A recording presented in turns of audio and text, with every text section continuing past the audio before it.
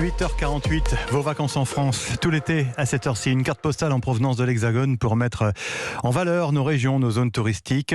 On doit aller à Lourdes aujourd'hui, retrouver Nathalie Jarraud de l'Office du tourisme de Lourdes qui sera en ligne dans une toute petite seconde. Bonjour Nathalie Jarraud, est-ce que vous m'entendez ?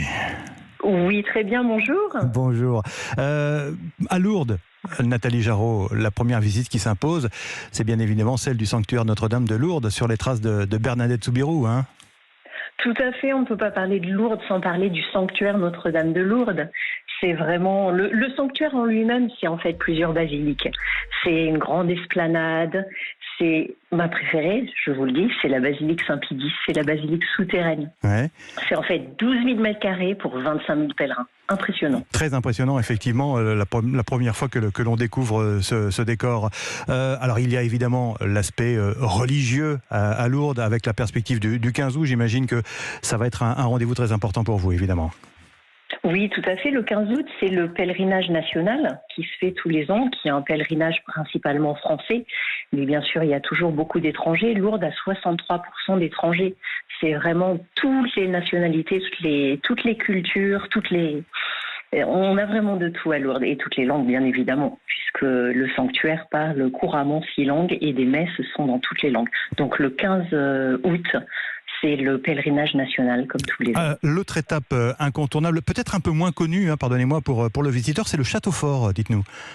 Ah oui, le château fort de Lourdes, bien sûr, puisqu'on a le sanctuaire en patrimoine, mais en patrimoine, on a aussi le château fort musée pyrénéen, puisqu'en fait, il était résidence comtale, ça a été une place forte, une prison, et c'est aujourd'hui un musée. Depuis 100 ans, cette année, en 2021, c'est le centenaire du musée qui est dans l'enceinte du château fort. Alors on peut prendre aussi de la hauteur grâce au funiculaire du pic du Gers, et là c'est vraiment le plus beau panorama des Pyrénées depuis Lourdes, hein. Tout à fait, on a le patrimoine mais on a aussi la nature. Le pic du Gers, on peut y monter à pied, une petite heure et demie, et on peut en descendre avec un VTT. Et on a plusieurs courses de VTT qui ont lieu, notamment la Coupe du Monde, qui aura lieu cette année et pendant 3 ans au Pic du Gers à Lourdes. Et un panorama unique, j'imagine ? Sur les Pyrénées, sur le sanctuaire, sur les vallées environnantes.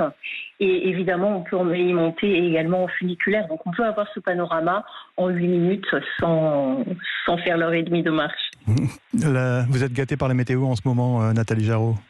En ce moment, tout va bien. On a un soleil radieux. Bon. C'est fabuleux. Merci infiniment. Merci. Bonnes vacances à vos touristes et à vos visiteurs.